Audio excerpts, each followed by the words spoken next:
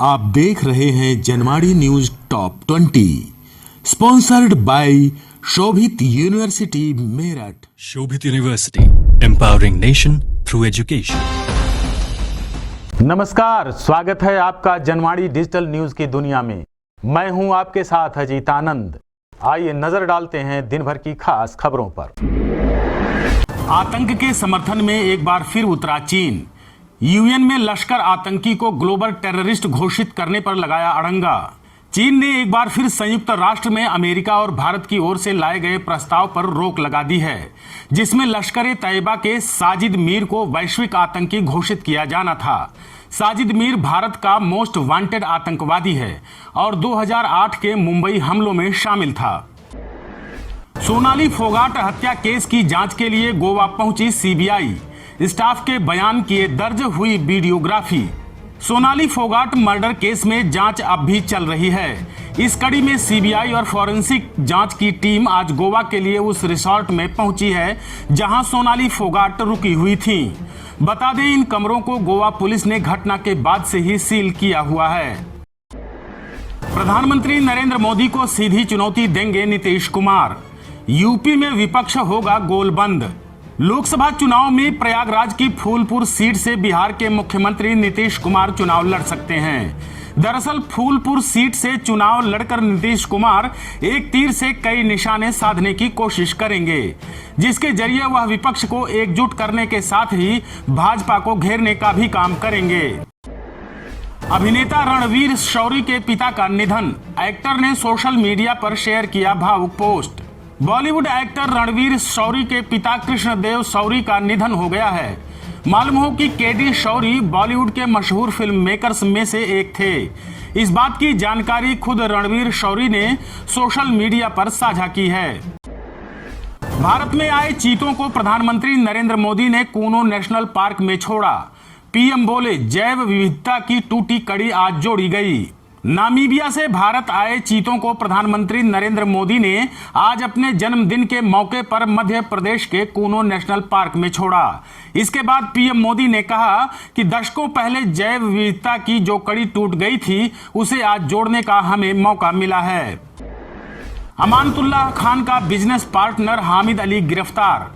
Beretta pistol और 12 लाख रुपए cash बरामद।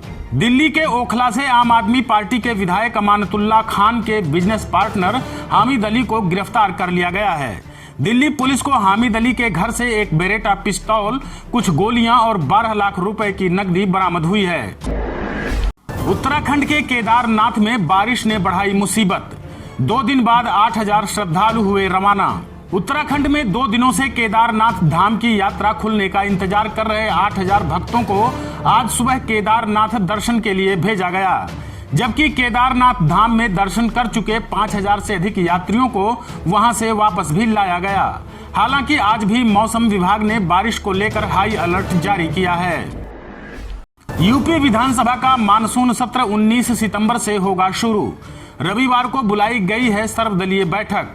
यूपी विधानसभा का मानसून सत्र 19 सितंबर से शुरू होने वाला है, जिसको लेकर सर्वदलीय बैठक रविवार को बुलाई गई है।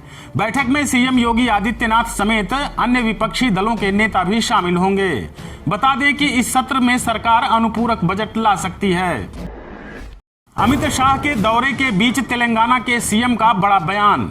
बोले, धार्मिक कट्टरता चरम पर, देश के लिए खतरनाक। तेलंगाना के मुख्यमंत्री के चंद्रशेखर राव ने शनिवार को कहा कि सांप्रदायिक ताकतें समाज को बांटने की कोशिश कर रही हैं। तेलंगाना राष्ट्रीय एकता दिवस पर राष्ट्रीय ध्वज फहराने के बाद एक सभा को संबोधित करते हुए सीएम ने कहा कि अगर धार्मिक कट्टरता बढ़ती है तो यह राष्ट्र के जीवन को नष्ट कर देगी। मेघालय के राज्यपाल सत्यपाल मलिक का बड़ा दावा। 6 एमएलए लेकर जम्मू कश्मीर का सीएम बनना चाहते थे सज्जाद लोन। पीपुल्स कॉन्फ्रेंस के नेता सज्जाद लोन 2018 में विधानसभा भंग होने से ठीक पहले जम्मू और कश्मीर के मुख्यमंत्री बनना चाहते थे। हालांकि उनके पास केवल 6 विधायक थे।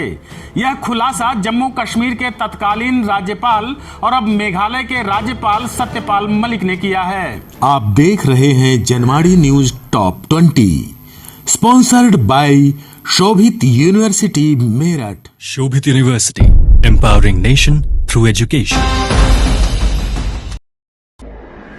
मुश्किल में आए बिहार के deputy CM Tejashwi Yadav, CBI ने की जमानत निरस्त करने की मांग। बहुचर्चित आईआरसीटी घोटाले को लेकर बिहार के डिप्टी सीएम तेजस्वी यादव की मुश्किलें बढ़ गई हैं। सीबीआई ने तेजस्वी यादव की जमानत निरस्त करने की मांग करते हुए अदालत में अर्जी दायर की है।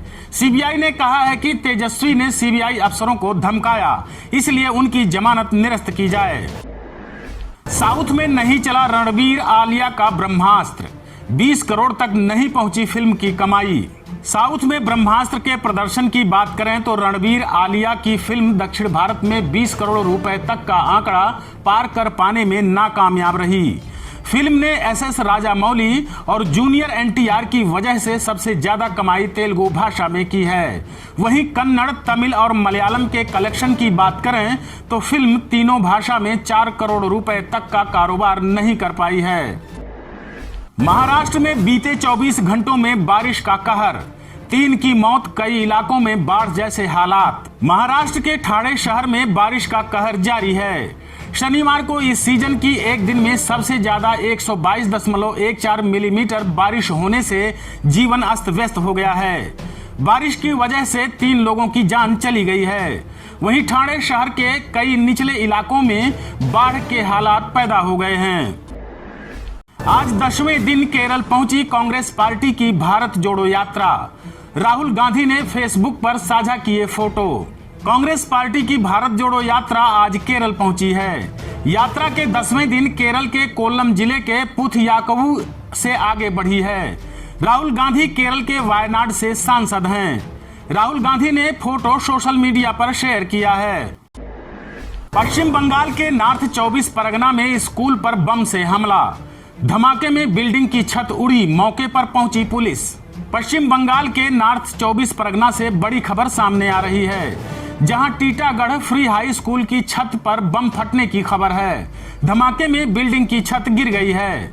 बताया जा रहा है कि उस समय बगल वाली बिल्डिंग में कक्षाएं चल रही थीं। फिलहाल पुलिस जांच कर रही है। यूपी में परिषदीय स्कूलों के गैरहाजिर 98 शिक्षक किए गए निलंबित। 2323 का रोका वेतन, 547 से मांगा गया स्पष्टीकरण। परिषदीय विद्यालयों के विशेष निरीक्षण अभियान में गैरहाजिर मिले 98 शिक्षकों को निलंबित कर दिया गया है। सितंबर के पहले पखवाड़े की रिपोर्ट के आधार पर ड्यूटी के प्रति लापरवाह कुल 2968 शिक्षकों पर कार्रवाई हुई है। इनमें 2323 का वेतन रोका गया और 547 से स्पष्टीकरण मांगा गया है। जिसे पूजा समझकर शादी की वह निकली हसीना बानो। अब पति पर धर्मांतरण का बनाया दबाव, सिर कलम करने की दी धमकी। अयोध्या शहर के समीप बसे शाहनवाजपुर हलकारा का पूर्वा निवासी जगबीर कोरी को इस्लाम धर्म स्वीकार न करने पर सिर कलम कर देने की धमकियां मिल रही हैं। इसकी शिकायत उन्होंने एसएसपी व पुलिस महानिरीक्षक से की है। जगबीर ने बताया है कि उसकी शादी 12 साल पहले पूजा से हुई थी। अब उसके 2 बच्चे भी हैं। भावनपुर में पूर्व प्रधान के घर में घुसकर दबंगों ने की मारपीट, जमकर चले लाठी डंडे, फायरिंग में 2 घायल। मेरठ जिले के भावनपुर थाना क्षेत्र के औरंगाबाद गांव में पुरानी रंजिश को लेकर दबंगों ने पूर्व प्रधान के घर मारपीट की। विरोध करने पर आरोपियों ने तमंचे से फायरिंग भी की। इस दौरान एक गोली पूर्व प्रधान के बेटे के पैर में जा लगी, जिससे वह घायल हो गया। बताया गया कि एक गोली दूसरे बेटे के पैर में भी लगी है। दोनों बेटों को फिलहाल अस्पताल में भर्ती करा दिया गया है। फिर टूटने लगा 241 करोड़ से बना मेरठ बागपत नेशनल हाईवे, उठने लगे सड़क की गुणवत्ता पर सवाल। मेरठ बागपत नेशनल हाईवे दोबारा टूटना शुरू हो गया है। 241 करोड़ रुपए खर्च कर बनाए गए नेशनल हाईवे के बार बार टूटने से सवाल खड़े होने लगे हैं। हालांकि नेशनल हाईवे के टूटते ही कंपनी ने उसकी मरम्मत शुरू कर दी है। नेशनल हाईवे 334 बी का मेरठ से बागपत के बीच निर्माण कार्य वर्ष 2018 में शुरू हुआ था। अब सड़क की गुणवत्ता पर सवाल उठने लगे हैं। सरधना में दीवार तोड़कर मकान में घुसी तेज रफ्तार कार, हादसे में नहीं हुआ कोई नुकसान, मचा हड़कंप। मेरठ से सटे सरधना में शनिवार को एक बड़ा हादसा होने से टल गया। यहां मेरठ करनाल हाईवे बाईपास मोड़ पर एक तेज रफ्तार स्कॉर्पियो कार अनियंत्रित होकर दीवार तोड़ती हुई मकान में जा घुसी। इस दौरान मकान की 3 दीवारें धराशायी हो गईं। हालांकि इस हादसे में किसी को कोई नुकसान नहीं हुआ है। आप देख रहे हैं Janwadi news top 20, sponsored by Shobhit university Meerut. Shobhit University, empowering nation through education.